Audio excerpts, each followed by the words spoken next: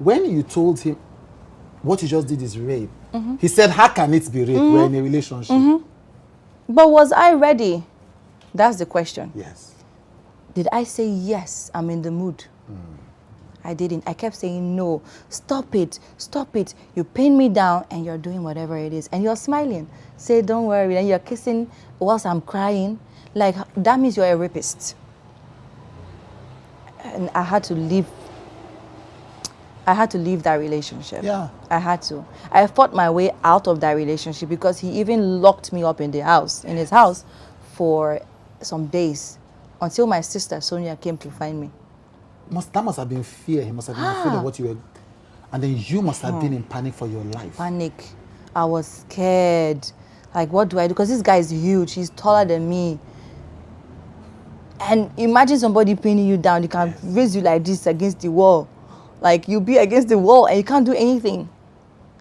And you can just imagine. And guess what? He was every day. Oh, my God. Oh, yeah. And I'm not happy. You are saying that I'm not happy, but every day he wanted to do something. That is rape. And you know, in those kind of cases, you cannot even explain. Who do you go and tell?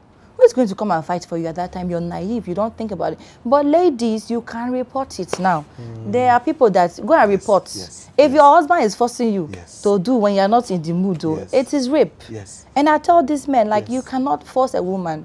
You know, when I'm even dating people and I'm having conversations and asking questions, because when I'm dating, I like to ask questions a lot. I want to know your mindset.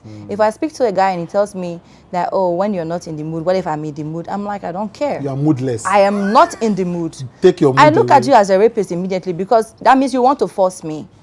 But it's a mental thing. Yeah. You have, your mind, body, and soul has to be prepared to receive and make love. You don't just, that is not how you just do stuff. So, you know, at a very, very young age, I experienced 2 civil wars in Liberia. Yes. You know, it was horrible. Because you went and came back. Yes. And then went again because of the second war. So it was horrible.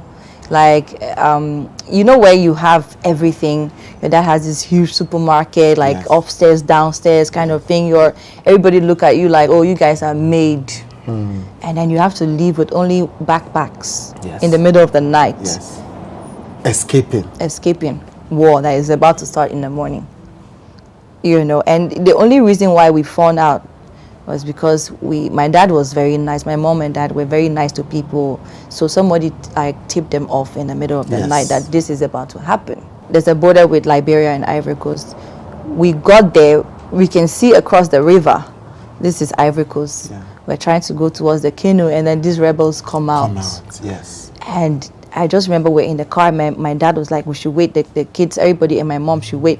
You know, we should wait in there. And the men came out, my cousins, all of them, and my dad, and they went to talk to the rebels. So they knew one of the rebels that were like he was with the other guys, you know. And then they were talking back and forth. And the guy was like, give me all your money. Give me all your money. So like he wanted money and stuff like that. From what I remember, I just know my mom just handed over, you know, my sibling. I was like, she's getting down. So my mom got down and she just started like talking to the guys like, but we know you, like you've ate my food. One of the rebels who was dating a cousin. Oh yes. So she was like, you've been to my house, I've given you food before, you have eaten, and this one, so why are you disturbing my husband? Like that kind of thing. She went back and forth with them. And then the guys were like, no, if you don't give us it, we'll dig potatoes here. So dig potatoes is like they want to shoot between your feet and then you're going to be jumping up and down like. And we're just hearing, and then the kids were like crying and we're holding each other, and it was horrible. I just remember that they were shooting between her legs. My mom was jumping and my dad too is at the back because she was like protecting my dad. But we were in the car, and then they got to the point where they said, everybody down. So imagine we're girls. You can just imagine the thoughts running through my mom. My mom said she wanted to like just faint, like today this will kill me if they try anything to my daughters. You know that kind of feeling, right? And then jet bomber, those planes that can throw bomb down, was now flying. So the guys heard it. They said, take over, take over. Then they have this green leaf stuff that they make like out of leaves, and they cover the cars. Because if they see movement, they can drop a bomb. Someone close to my sibling asked him that, is your sister still married? Then he was like, why? Like, because I've been seeing her husband in an apartment that he's just rented for a lady. And the lady is pregnant. And then you can imagine the flare up, like, what?